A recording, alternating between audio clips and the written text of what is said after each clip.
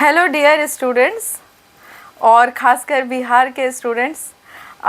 Vacancy जल्द ही आने वाली है। अभी बिहार सरकार ने हाल फिलहाल एक वैकेंसी की है जो कॉन्ट्रैक्चुअल था, और अभी फिर आज के पेपर में ही दिया हुआ है। ठीक है, ये पेपर आज का है और मैं तो कैसे पोस्ट करते हैं वो नहीं आता मुझे, तो मैंने सोचा कि मैं आप लोगों को यहाँ पर दिखा देती हूँ। ठीक है, मैं पढ़ के बता देती हूँ। असिस्टेंट प्रोफेसर के 9532 पद के लिए सितंबर में विज्ञापन आएगा। ठीक है, सितंबर में विज्ञापन आने वाला है और जिसमें 175 अंक का जो है रिटन होगा और 25 का जो है हमारा क्या होगा, इंटरव्यू।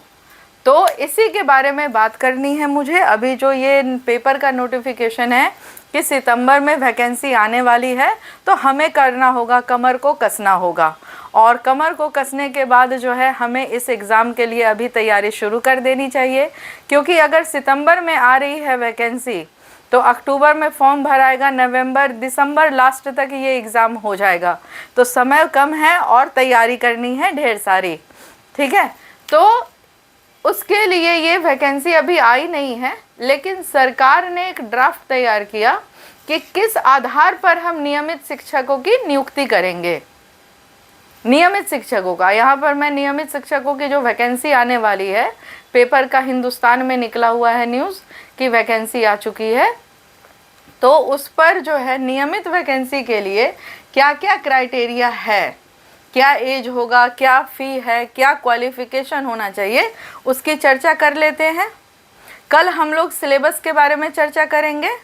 ठीक है, कि क्या सिलेबस है, और कल ही हम लोग पढ़ाई शुरू कर देंगे, क्योंकि पेपर में आ गया है। अभी आप लोगों ने देखा कि डिग्री कॉलेज में फटाफट वैकेंसी एडवर्टीज़मेंट आया, फॉर्म भरा और सब उन लोगों का रिक्रूटमेंट भी हो गया है ना। तो हमें भी कमर कसनी होगी, हमें भी तैयार होना होगा।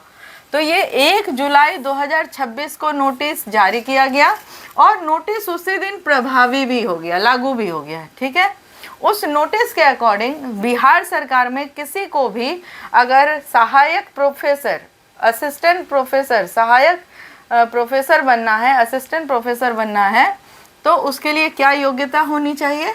तो पहला क्या है, मास्टर डिग्री विथ 55% मार्क्स। आपका जो है पीजी होगा, पोस्ट ग्रेजुएशन होगा, और उसमें मार्क्स आपको कितना चाहिए, 55%। बिहार के छूट किसको मिली हुई है, बिहार के मूल निवासी जो SC ST EBC BC हैं उनको छूट मिली हुई है, और जो फिजिकली डिसेबल है, चाहे वो देश के किसी भी हिस्से से हो, तो उनको जो है सिर्फ कितना नंबर चाहिए, 50%। उनको कितना नंबर चाहिए, सिर्फ 50%। दूसरी क्या योग्यता है कि नेट या सेट आपका होना चाहिए, वो आपने UGC से निकाला हो या CSIR नेट से निकाला हो, ये होना चाहिए। अगर जिन्होंने PhD कर रखी है तो उनको नेट एग्ज़ाम से छूट हो जाता है। तो उन्होंने PhD कैसा किया हो, या तो 2009 के पहले किया हो, उसका भी पूरा लंबा चौड़ा रेगुलेशन है, वो जिन्होंने भी किया है 2009 के पहले वो देख लीजिएगा, और या फिर 2016 के UGC के नियम के तहत उनका PhD होना चाहिए। ठीक है, अब बात करते हैं हम लोग किसकी, एज लिमिट की।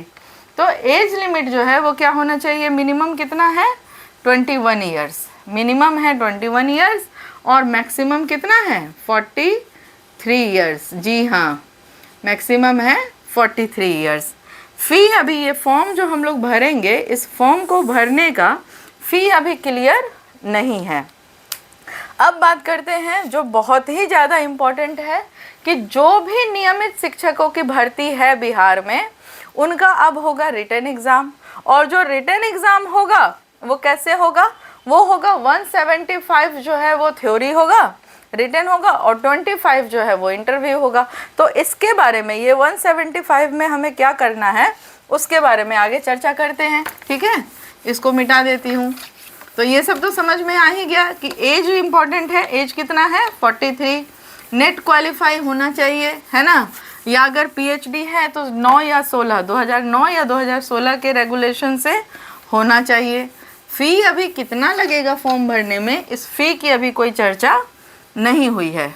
आगे जो सबसे इम्पॉर्टेंट है, देखिए मैंने VVI भी लिख दिया इसके सामने, वो क्या है, रिटन एग्ज़ाम। तो अब हमें समझना है कि रिटन एग्ज़ाम जो होगा वो कैसे कैसे होगा, क्या क्या इसमें पूछा जाएगा। ठीक है, तो इसको एक बार देख लेते हैं, समझ लेते हैं। रिटन एग्ज़ाम होगा हमारा 175 मार्क्स का, ये बता दिया है मैंने पहले भी। और इसमें हमें क्या करना है,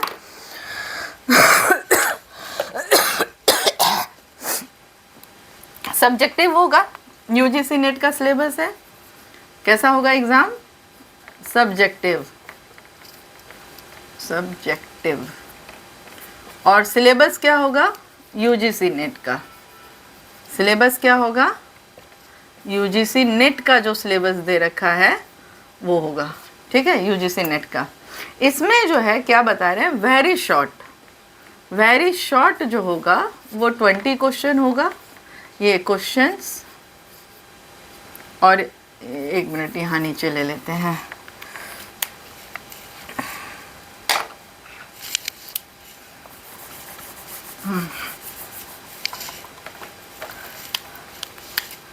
यहाँ हम लोग लेते हैं क्वेश्चंस को, नंबर ऑफ क्वेश्चंस, और यहाँ लेते हैं मार्क्स को। ठीक है, तो नंबर ऑफ क्वेश्चन में पहला क्या जाएगा? Very short. पहला कौन सा जाएगा?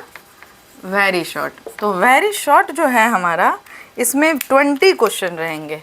कितने 20 रहेंगे क्वेश्चन? 20। और सबका मार्क्स कितना रहेगा? 1।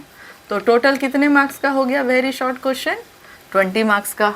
ठीक है, 20 मार्क्स का रहेगा और 1 रहेगा उसका, तो टोटल कितना हो गया? 20 मार्क्स। उसके बाद जो शॉर्ट आंसर रहेंगे, वो शॉर्ट आंसर हमारे कितने क्वेश्चन रहेंगे? 15 क्वेश्चन रहेंगे। और वो सारे कितने मार्क्स के रहेंगे? 2 के। तो सारे 2 मार्क्स के रहेंगे, तो टोटल हमारा कितना हो गया?